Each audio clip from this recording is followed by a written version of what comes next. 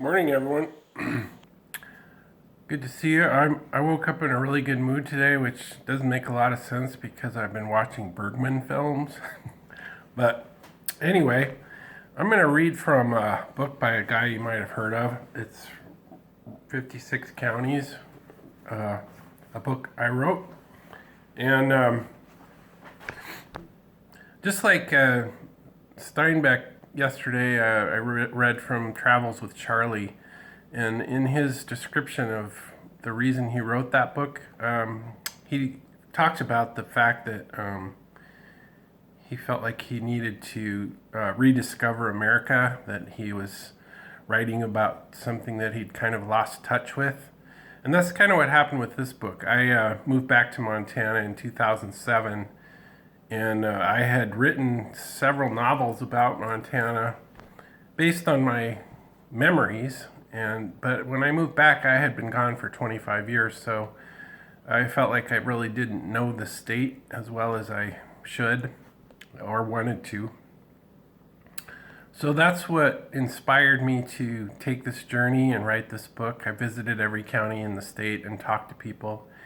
And I want to dedicate this reading to my uncle Lee Arbuckle, who died a few years ago, and he was the first one to suggest this idea to me, and it was something that just wouldn't go away. He suggested it to me quite a few years before I actually followed through on it. This is the introduction to 56 Counties. I have a secret to share with you. It's about this whole Montana mystique, the magic of this place. I've lived in 12 different states in the past 30 years, and I've always been amazed by how people respond when they hear I'm from Montana. Not always, of course. Some people can't even place Montana. They sometimes know it's near Canada, and others see it as just another small part of that big empty space between New York and California. But I often came across people who said, "Oh, I love Montana." "Have you been there?" I ask. "No, but it looks so beautiful in the pictures. I've always wanted to go." And of course, there are the inevitable questions, sometimes entirely baffling.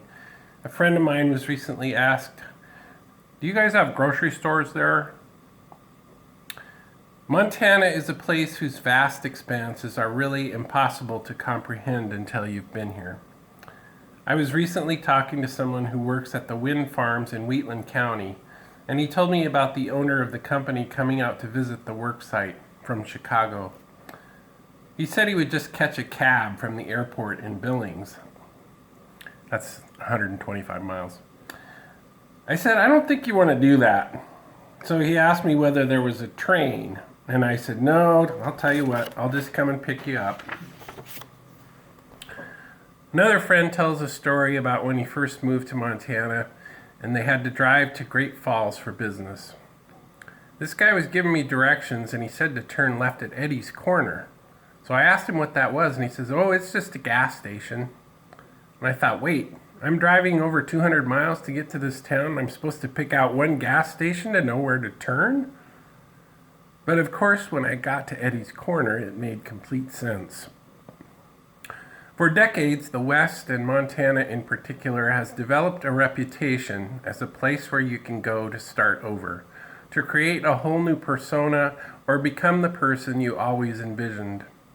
It's the kind of place where a week-long trip to one of our more picturesque locales fuels the imagination. The fresh air, the huge sky, and the wide open space instills in you a belief that anything is possible.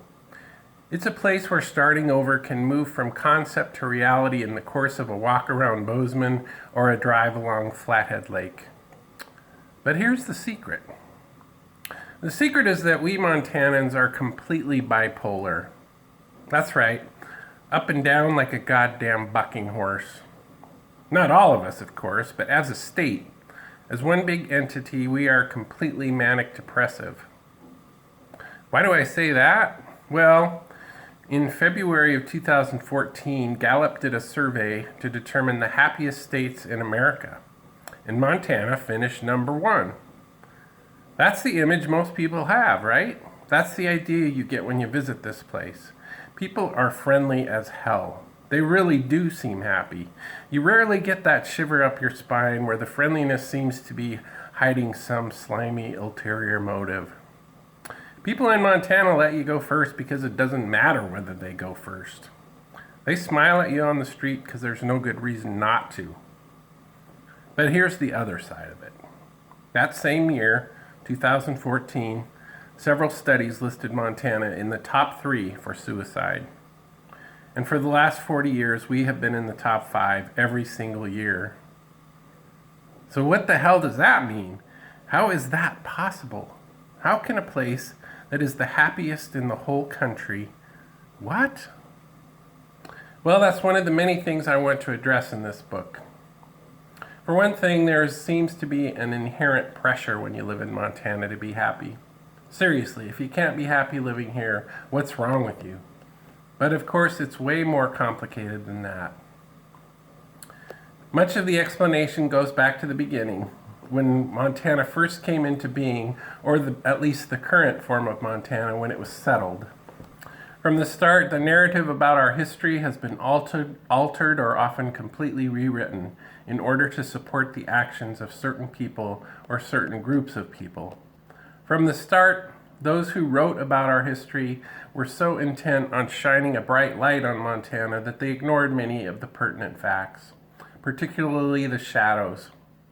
And perhaps the most troubling aspect of this phenomenon is that many of those who wrote or made movies about the West, and particularly about Montana, did not even live here. From the time Owen Wister came out with The Virginian, which is considered the first great Western, writers have been presenting the stereotypical Westerner as stoic, self-contained, multi-talented, and completely cool under pressure. But Wister was a lawyer from back east, a law school friend of Teddy Roosevelt who came west a few times as a rich tourist.